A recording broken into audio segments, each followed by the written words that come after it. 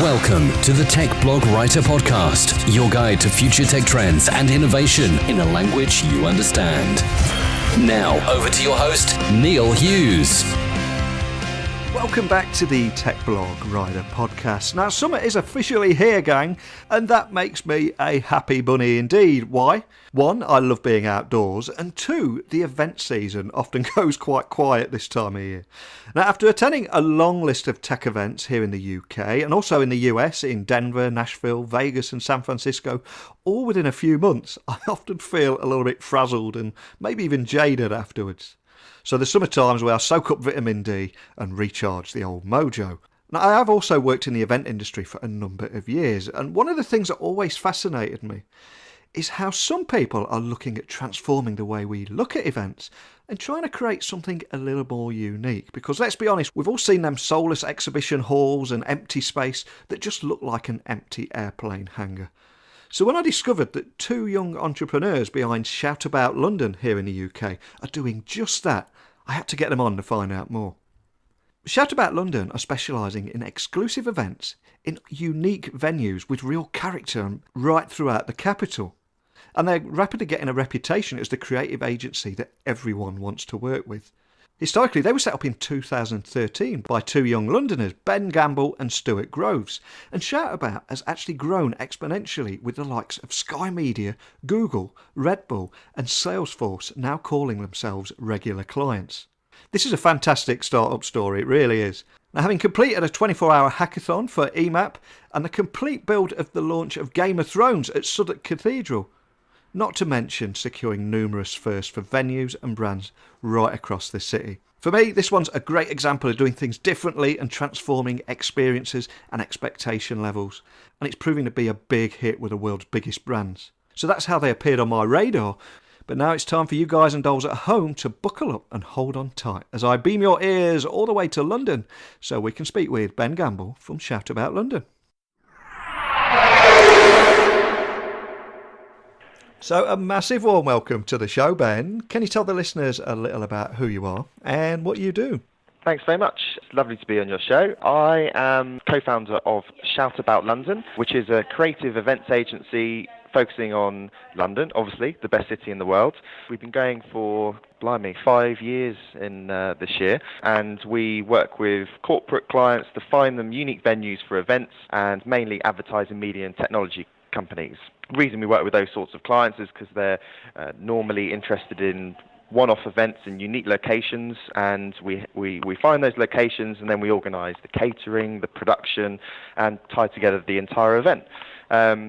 So yeah, that's what we do. There really does seem to be a close attention to detail as well. I mean, even just calling your office, you had the Clash London Calling playing. I mean, you wouldn't be over straight away from that. I'm glad you picked up on that. Unfortunately, when you upload, when you have a song on the dial tone, sometimes it's a little bit loud. So you probably noticed it was actually quite loud. You have to hold the headset away from your head. But that's part of what we were going for. And we actually change it a few times a year. So when we get to, Halloween time, we have Werewolves of London, a more obtuse song. When we'll talk about it later in the show probably, but we now own a venue in Waterloo, so we actually had Waterloo Sunset as the dial tone when we got hold of that. But it's always the little things, and even having a name like Shout About, it's one of those phrases that everyone uses anyway. They always say, I'll give you a shout back, DJs and things, I'll shout out to this person. So we're all about shout, shout, shout, and we always try and get it in as wherever we can in emails and things. So it's the little things, and that sort of builds the brand. Excellent. Now, we do have people listening all over the world to our conversation here in the UK at the moment, but can you tell the listeners a little more about how you're hosting one of the most talked about events of 2018 recently, and also what Shout About London is, and what it is that makes you guys unique from other solutions and other agencies out there? Yeah, well, I think we recognised there was a bit of a gap in the market for a London specialist. There's literally thousands, probably tens of thousands of events management companies in the UK, and they all claim to operate worldwide because, everyone in this day and age has access to a computer, and it's very easy to do research and to find and recommend venues by using Google. But for us, there was a real lack of London specialists in this era. So that's why we wanted to have London in the name, because we wanted it to be really focused on the city, so that people know that they're dealing with real specialists. It's like when you're buying a house, you obviously want to buy from a lettings agent or whatever that knows the local area. So for us, it was all about they're being specialists, as I say. And we've done some pretty high profile events recently. We did a product launch for Adidas, the new D-Rupt shoe. So that was everything from organising the venue, running the bars, working with a French production agency that had done the world launch of this D-Rupt shoe, the week before in Paris in the Louvre, and sort of taking it to the next level, really. And we do pretty high profile events, some which we can talk about, some which we can't, because we work with banks and things, but some of the more notable events that we've done, we work with Redbull. We do quite a lot of stuff with Redbull, and we did a couple of events earlier on in the year, which were in disused venues around the country, and that's when we kind of shouted a bit further afield from London. So we did a one-off party for 1,000 Redbull staff in a disused railway station in Manchester. And we also did the same event down south in a disused print factory in Brighton. So in terms of what makes us unique, it's finding those one-off locations that have never been used and putting on something that is a truly unique experience. Is it challenging finding those unique locations and those disused places there? That's our value, really. That's our value to our clients. Yeah.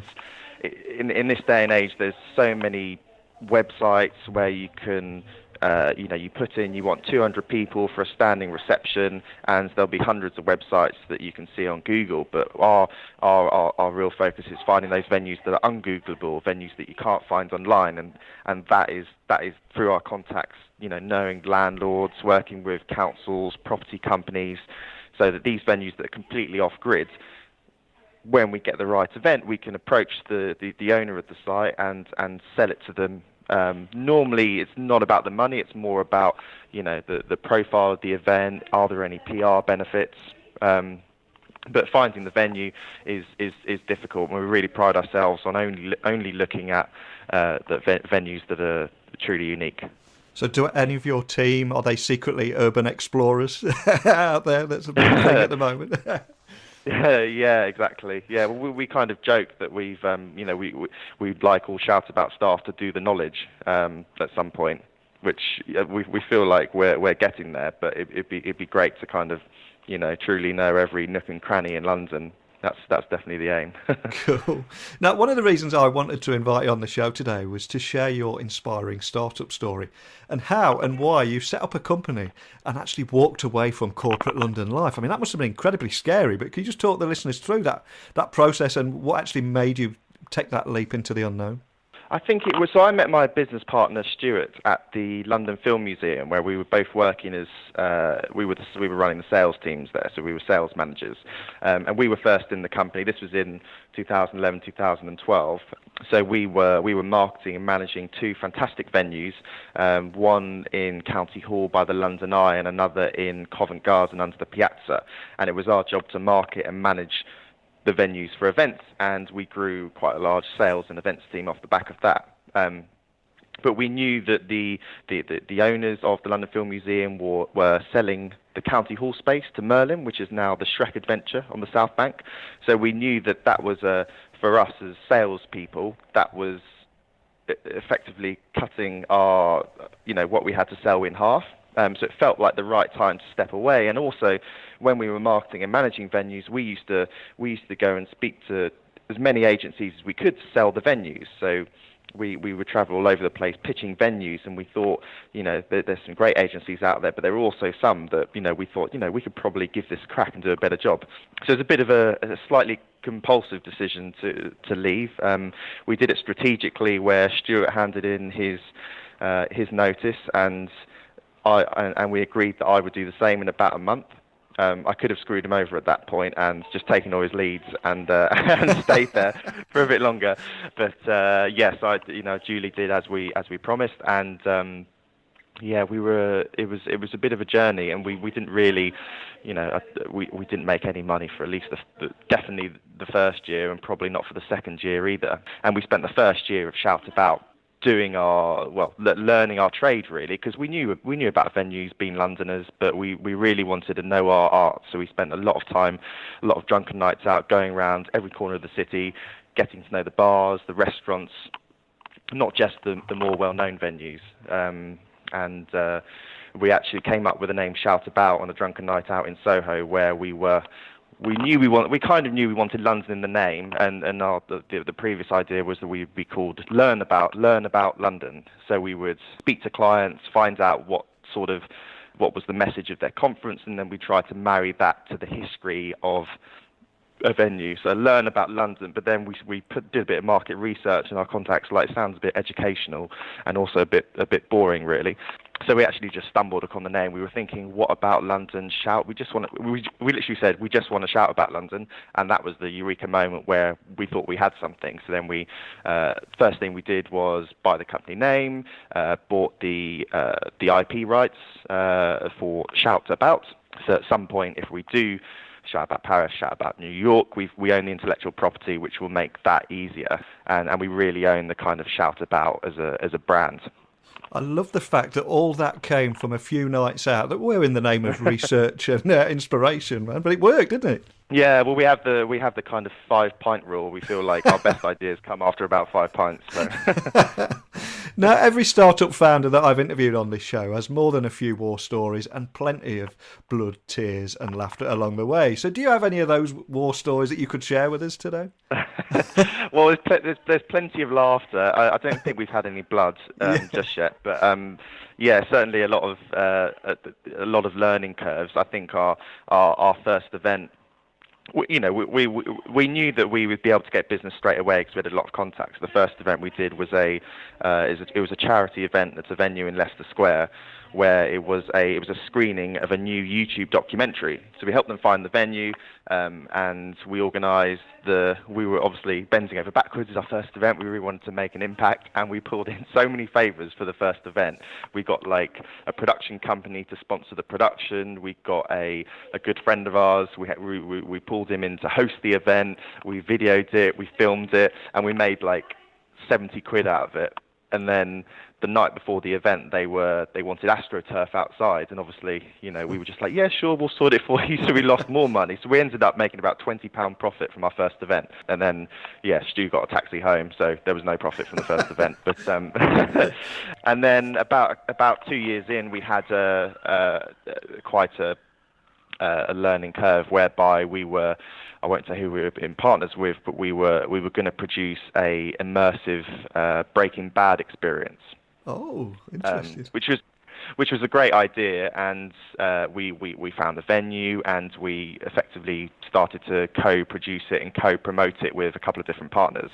And our break-even point to start making money was selling about 2,000 tickets, and we got to this would have been a 2-week run, a bit like the sort of secret cinema experiences. Yeah. It would have been amazing, but we got to about a few weeks before, and we'd only sold about 600. So we had to look at it in the true facts, where we could have a last-minute rush of tickets and sell 1,400 to break even, or if we didn't sell any more, we would lose, 100 grand or something ridiculous, which would mean we definitely went bust. So we had to make the horrible decision to cancel that event, and we lost about 50 grand. Wow. But it was a lot less than if we continued to plough on in the hope that it would resolve itself. So basically, in one event we lost all the money that we'd made in the first 2 years. So yeah, that was a pretty sad Christmas, and we now refer to it as Breaking Sad instead of Breaking Bad.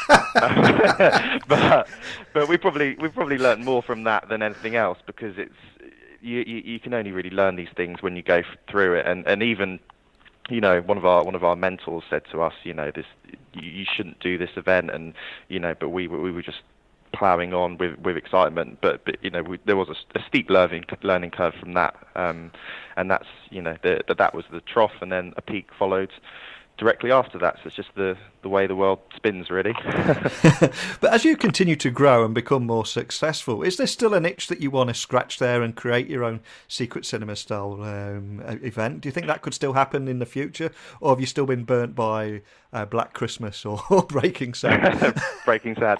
I think we'll probably talk about is our bag is the venues. So I think we would, if we were owning venues, especially large venues, we definitely look to do, immersive theatre is seeing a massive trend at the moment, especially immersive film and TV experiences. I mean, that you can't, there isn't a night in London where there isn't something going on. So yeah, we wouldn't hold it, we wouldn't out of principle not entertain it, but we probably wouldn't, give something of that scale a crack unless we were, if it was our venue, we probably would, because we wouldn't have the massive risk of that overhead. So yeah. So having completed a 24-hour hackathon for Emap and also a complete build for the launch of Game of Thrones at a cathedral of all places, but not to mention securing numerous firsts for venues and brands throughout the city, it's fantastic. But what really caught my eye as well is that you're not the kind of directors to just sit back and leave that hard graft to the employees. I mean, you're very hands-on, aren't you? Is that something that you're both quite passionate about? Yeah, I think we kind of split Shout About London into operations, sales, and admin. We sort of outsource most of the admin. Stuart does most of the sales, and I do the operations. So it's normally it's Stuart that is the one that goes out and gets the business in the first place and has that relationship with clients and builds the brand and does our podcast and all the other stuff around building the brand. And then I'm more the ops side. So from my side, especially if we're doing an event in a venue that has never done an event before, then absolutely we want to, we have to be there, be culpable at all times. And you talked about the Game of Thrones event at Southwark Cathedral, for instance. That is that obviously everyone knows Southwark Cathedral's been there for the best part of 1,000 years in some form. So it's not an unknown venue, but they're not overly enthusiastic about doing regular corporate events because you set a precedent for it, and it's just not possible. It's a busy cathedral. So, we had we sort of approached them sensitively, telling them about that event was for Sky Media as part of Advertising Week Europe. So in essence, it was the most influential people in advertising in the UK that come to London once a year as part of Advertising Week Europe, and we're one of their events partners. So we told the dean of the cathedral, these are the benefits. These people, who do advertising campaigns for brands and charities and all that sort of stuff, and they tell stories, and obviously the London Bridge, there's so many stories to tell there. So we really had to sell the benefits and to reassure them that, we're not going to, burn the place down or do anything. We're the ones that we would, of course, voluntarily say we will be there from the moment someone's on site to someone leaves. So that did involve spending the night in the cathedral, which was slightly scary, as you can imagine. But yeah, we always get stuck in. It's very rare that we try and lead by example, so there's no kind of hanging back and not getting involved. If there's a job to be done, we'll definitely get stuck in. I don't think that would ever change. Now, I've also heard that you're partnering on a new venue, Lost Rivers in Leek Street, which is under Waterloo Station on that iconic Leek Street graffiti tunnel, which I've been through myself. And so I believe you've got really big plans for that area. Could you just expand on that a little? Yeah, so the venue, we've actually rebranded it. It's now called 26 Leek Street, which a very imaginative name, as you can tell. It's literally the address. But the idea is there that we wanted, similarly to Shout About London, really, we wanted Leek Street in the name because Leek Street is in our opinion, it's the cultural hub of London, especially the South Bank. So it's a long, about 300 metres long graffiti tunnel. Which is the largest legal graffiti wall in the UK, so anyone can come and do graffiti. And it's otherwise known as Banksy's Tunnel because Banksy did an original work there in 2008.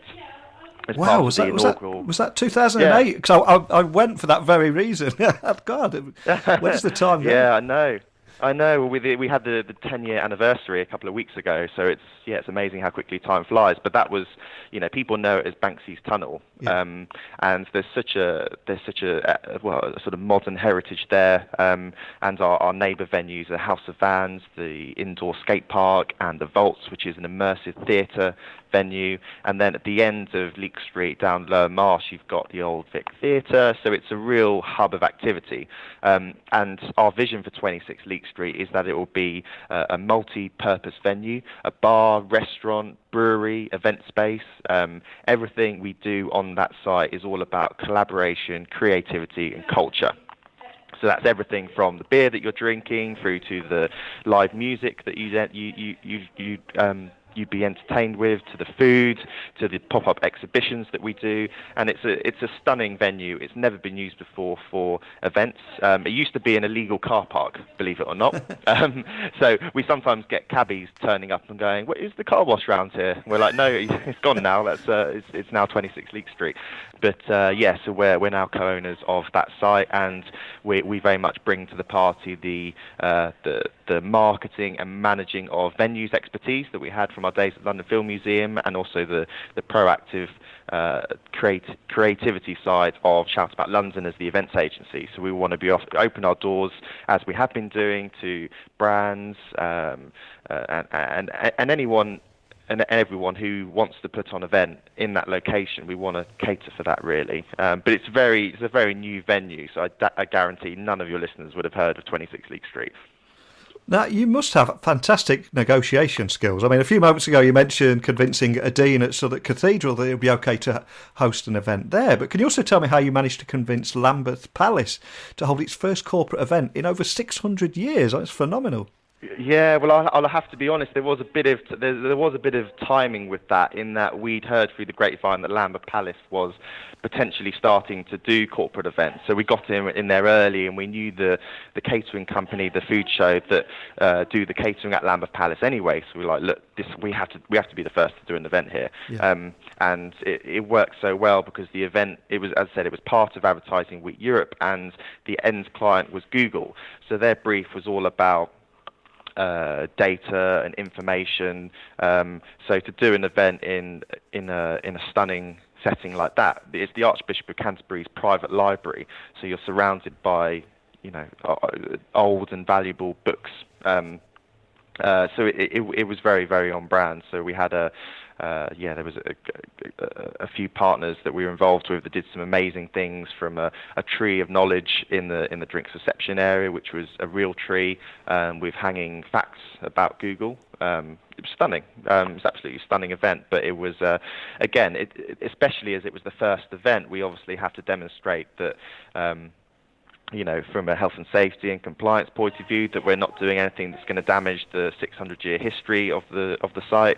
We can't just, it's not like most venues where you can just put up lighters wherever you want. You have to, get approval from the in-house team, that you're not going to damage or, heat damage any surfaces or anything like that. So you just have to be sensitive, really, that you're doing it, you're in a site that is, it is a very glamorous home, but it is the Archbishop of Canterbury's home, so he literally lives there.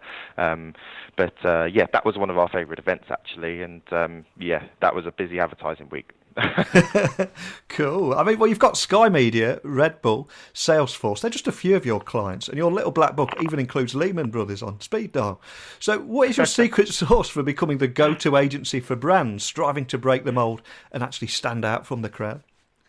The Lehman Brothers probably isn't the best example, but I think we try to have the right balance of, being bolshy, in the sense that, we're saying to brands, if you've been using the same venues every year, challenging those briefs, how about doing something different? If you've historically always done a sit-down dinner for 500 people for your Christmas party, have you thought about doing an immersive drinks reception with street food and live entertainment and gamification or whatever? And part of the reason is because myself and Stuart are young as well. So I think brands like Sky, Redbull, Salesforce, it's refreshing to work with us. That's what we hope anyway. And as we grow, we've now got a couple of sales guys. We're trying to share the knowledge with them so that they can shout about the same things that we're passionate about. And there's lots of things that we do really, but the secret is a passion. Getting up every day and doing what you love. And I think being our own bosses is a big part of that. And we believe in the brand as well. Everyone that we speak to, they get what we're about, and they get our mission statement, our values, and we believe it has scale. With definitely. Now, speaking of scale there, do you like the fact that in many people's eyes you're an off-the-radar agency? But equally, as you get bigger, is it going to be difficult to maintain that cool, alternative and unique vibe that you've created? And of course I'm talking about the Kings of Leon effect. Yeah, I think our we want to dominate London. I'm not going to name any, but there are agencies that, they launch one day and then 6 months later they publicise that they've already branched out to New York, which, there's nothing wrong if you want to tell the world that, but in reality we all know that it's just it's just replicating what you're doing, and it's very rare that it's actually growing so quickly that you're drawn over there. So we're always, we've been going nearly 5 years. We're still, for us, Shout About London is nowhere near at the level that we want to be before considering going elsewhere. To want to build Shout About London up so that it runs itself. We've already kind of thought about the next cities that we go to, but we'd kind of replicate everything that we're doing here, and just be the specialists really. So we don't really want to be an off the radar agency. It's more that we want to be the go-to agency. So we want people to think, right, I want to do a cool event in London. Who do I speak to? And if you ask the average Joe on the street, who are the biggest events companies in London, they probably say people like Time Out, which are not an events agency, they're a publication. And most people would not know who are the biggest events agencies, like George P. Johnson, Zybrant, Bank Sadler, Jack Morton. These are not companies that most people have heard of. So we want to fill that gap where Shout About is known as, oh yeah, Shout About the events company. So in that sense, yeah, we don't want to be off radar. We want to be very much the go-to people. And then as we grow, you're obviously starting from scratch. But one would hope that when you go to a new city, you've already got a bit of momentum, and you've got clients that we do stuff for in London. Which would, we once we announce that we're moving, well, we're adding on cities, they would hopefully give us business in those respective cities as well. That's the hope. Excellent. Now, some of the biggest names in business, VC funding, sports, and even entertainment listen to this podcast. So I've got to ask you a question now.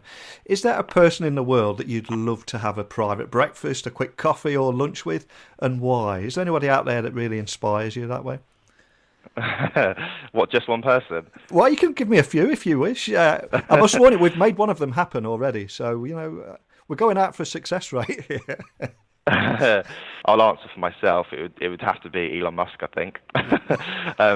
He's very much a business icon of mine. And yeah, I've watched every SpaceX launch since for the last 10 years really. So since day one. So it'd have to be with him. Although it'd probably be I'm probably not smart enough to keep up with the conversations. I'd probably have to have someone else with me who can help. If you're going to grab a coffee with Elon Musk, you need to get me there with you. Let me tell you that. Yeah, and I don't know, who would Stuart's be? That's a good question. I don't know. I couldn't answer for him. It'd probably be, he's very much into country music at the moment, so it'd probably be Zach Brown Band or someone like that. Actually, no, it'd be Noel Gallagher. It'd probably be Noel Gallagher. Noel Gallagher. Excellent. Well, before I let you go, could I just ask that you remind the listeners of where they can find you online and also contact your team if they have any questions? And I also believe you've got a podcast as well. We do, yeah. I wasn't sure if we were allowed to mention that, but we set up a podcast for the end of last year, and the idea was that it would be, because we weren't really communicating with our clients regularly, so we thought it was sort of content marketing, stuff that we could send them regularly, and we thought it's all about finding niches, isn't it? And there was a real gap in the market for a kind of podcast that is about events and things to do in London. So the vibe of the show is very much a sort of beer in the pub style. So we speak to the people that own the social experiences in London. So the founders, so venues like Borley Borlison, the indoor ball pit, Swingers, which is an indoor golf course, the Crystal Maze experience, which is doing really well in London, Flight Club, the indoor social darts venue. So we get on the founders of these social experiences, and we hear their journeys, and we hear about their entrepreneurial spirit, and we try and keep it light-hearted. And it's very much Stuart leading it, and I'm kind of the one pressing the buttons and making sarcastic comments, trying to throw him off, really. So it's on iTunes and Stitcher and SoundCloud, and you just search for Shout About London and it should pop up. We've done about 16, 17 episodes, and in our next series we're gonna be coming back, maybe doing it slightly differently, but we definitely want to continue it because it's good fun. And if anyone wants to follow us, we're available on Twitter, ShoutAboutLDN, Facebook, ShoutAboutLDN. Our Instagram is ShoutAboutLondon, all lowercase, one word, and our website is shoutabout.london. So very simple, really. But we love to link in with people and anyone who's in business or just interested in London or life in general. We'd love to hear from them. Excellent. Now, I have been to a lot of tech events this year on this side of the Atlantic and the other, and big companies such as Adobe, Microsoft, IBM are all saying the same things this year, which is experiences are much more important than products. And I love what you guys are doing here, because of a combination of technology and your history in events. You're using technology to actually create social experiences, which is a fantastic thing. So a big thank you for taking the time to come on and share that with me today. Cool. Thank you very much for having us. What a great story. Essentially, these guys were bored of these mediocre parties and brand launches that just about everyone has been to at least a handful of times. And as someone that frequents this circuit myself, I know that problem all too well. But as for me, I did nothing about it. And the difference here is Ben helped launch Shout About London and set up a shop with the mindset of amplifying the industry with altruistic thinking, sound knowledge, and of course an enviable address book to boot. I love how it's dedicated to London, but also how Shout About works across a wide range of verticals, from technology, advertising, corporate media and philanthropy. But I also love how they not only engage, they fire off on all cylinders to ensure they deliver exceptional results in truly unique and spectacular ways. And most of all, I can see this brand growing over the next few years, and I could easily see something like Shout About New York come to fruition too. So have you attended any of these events that we've discussed today that have been put on by Shout About London? Or have you attended other events that were a little bit different in your part of the world where you listen to this show? Where were they? What did you enjoy about them most? As always, email me at techblogwriter@outlook.com or tweet me at Neil C. Hughes. So keep those messages and questions coming over, and I will return tomorrow. But the bad news is, I'm afraid that's it for today, my friends. So all that's left for me to say is a big thank you for listening. And until next time, don't be a stranger. Thanks for listening to the Tech Blog Writer Podcast. Until next time, remember, technology is best when it brings people together.